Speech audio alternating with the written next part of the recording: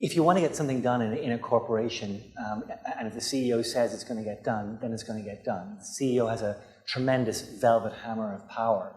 So we basically, threw a bag over a CEO's head, threw him on a plane, and got him to the villages. And once he was actually there, once he saw it himself, he came back and he was talking about it. He was talking about it with other members of our senior leadership team, with the board. And when your CEO is walking around the company talking about something, it immediately gets everybody involved. Where CEOs spend their time is really important. And it marks some real priorities when Mike Splinter will come and actually visit one of the schools where we're doing this work, talk about why that work is important and why Applied Materials is committed to supporting it. In districts, as you know, there's often lots of turnover of district leaders, school leaders all the time. But when you have a CEO of an organization coming to the table, talking about some key, consistent leadership strategies, and sharing that with the board, saying, hey, if you're going to change the leader, make sure you pick someone who actually can deliver on these sets of outcomes. It's hugely compelling to the community.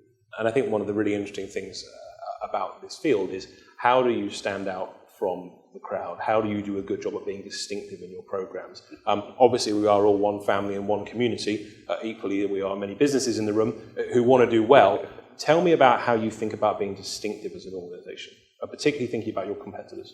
We are really, really focused on doing a few things and doing them extremely well, and never varying from that formula. There are similar programs to the Mosaic Villages project out there, but they tend to be much more sprawling, and they're trying to do 7, 8 things at the one time. We're trying to do one thing: help them grow food. If they grow more food, they can sell it, they've got money in their pockets, and they can use their own money to buy whatever else they need. So it's all about focus and staying true to your core.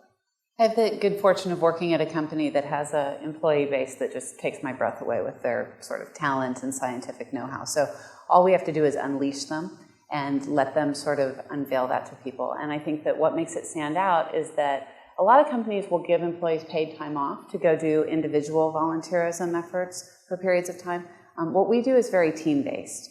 And a lot of people haven't had that experience in their career. So to get 3 weeks to step away from your job at pay, to go to another country, and we sort of describe it as part high-end consulting, part reality TV show, right? Because they live in a house together, and they eat together, they drink together, they work together, they do service together. Every day they're at City Hall working with the city, and they really kind of get re-energized by the program. Yeah. And I think that makes it stand out for the employees and for the city they partner with. Measure before you start. I think that's the key. If you're trying to solve a problem or impact a social problem, you have to know exactly what that problem is, and you've got to be able to measure it. So I think one thing I've noticed is a lot of folks design a program, and then they go, okay, now how should we measure this? You've got to go the other way around. You've got to actually have your numbers and say, these are the numbers we're going to impact, and this is how long it's going to take, and here are all our signposts and our goalposts along the way. That's when you'll actually, I think, get something done. Measure many directions. Know that you have many stakeholders both within and outside the company, and that they care about very different metrics, right?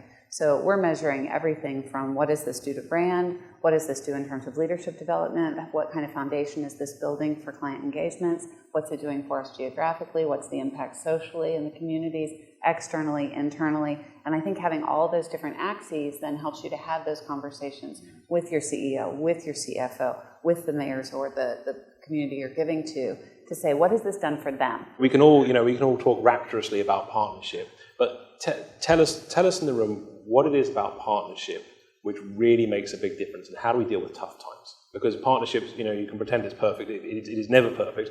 Connect the reasons for partnering to your outcomes.